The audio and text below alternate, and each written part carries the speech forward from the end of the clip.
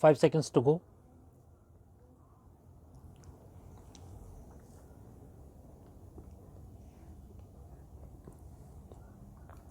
Start. Resultantly, an obligation has been imposed on the transferee of the promissory notes to be deemed to be a holder in due course, that the notes should have been acquired in good faith after exercising reasonable care and caution about the holder's title.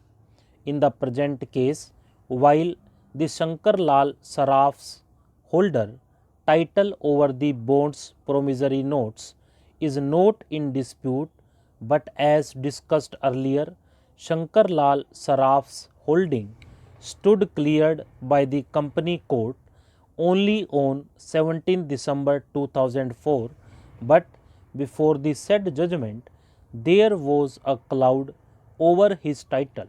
Consequently, the plaintiff's status as holder in due course was suspect at the relevant point of time.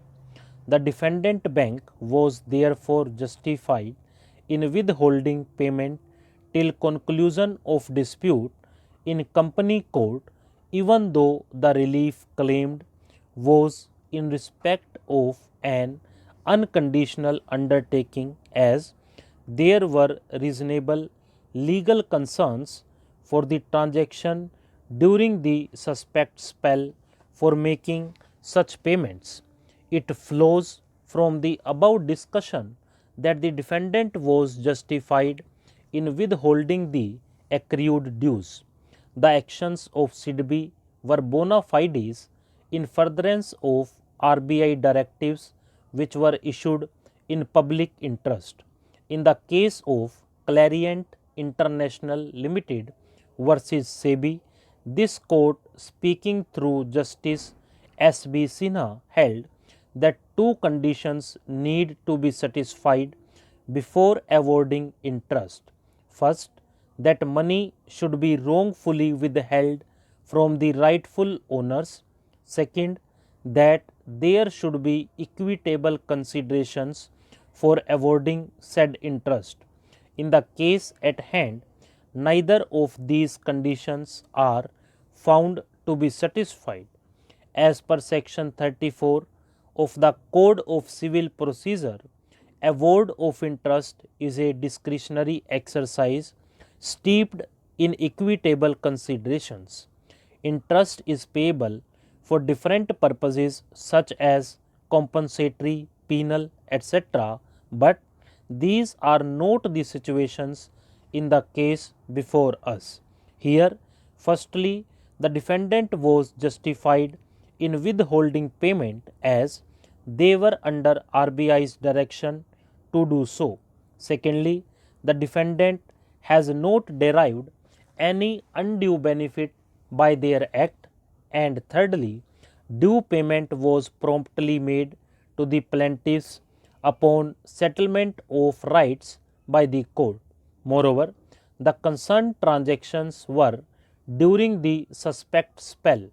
This, in our view, shows that the defendant acted bona fide and there was no undue delay on their part to remit the dues.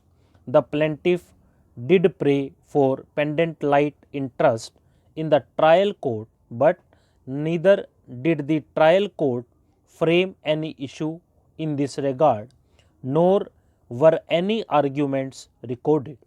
This shows that such claim was not pressed by the plaintiff. Further, no ground is urged in the appeal memo that such an issue ought to have been framed. Hence, it is clear that the plaintiff is not serious on its claim for pendent light interest. The issue is rested accordingly. It is evident from the record that when the payment warrants were received by the plaintiff, it effaced the warrants by handwritten remark received. Pertinently, in the first instance, protest was only raised in reference to excessive TDS deduction by the defendant while remitting the dues. The demand for interest on delayed payment was raised after passage of 7 months when the books of SIBCO were allegedly audited. This justification does not appear to be reasonable. In fact, as has been stated previously in this judgment, the plaintiff was entitled to demand interest for delayed payment in its writ petition as well. But SIBCO has consistently failed to raise this demand at every stage, including at the stage of accepting the sum tendered by the defendant without any protest. Hence, it is clear that the plaintiff accepted the payment from the defendant as due settlement of its claims.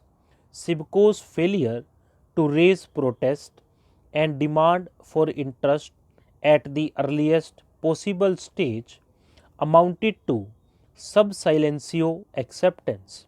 Accordingly, the plaintiff is barred from raising this demand after several months applying the principle of waiver acquiescence. The defendant has argued that the principle of constructive res judicata would also offset the plaintiff's claim.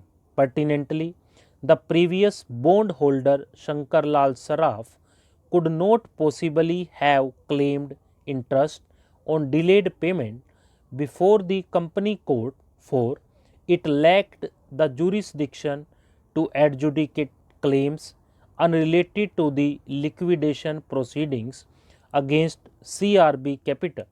But the successor bond holder, that is, the plaintiff, could have claimed interest on delayed payment from the writ court.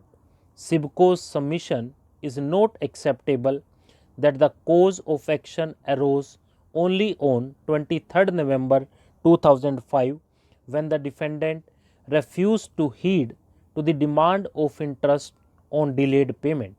The cause of action for the plaintiff accrued the first time when the defendant allegedly failed to pay timely interest. Since such a claim was not raised in the writ court, the subsequent suit of SIBCO, in our view, is barred by the principle of constructive res judicata. Stop.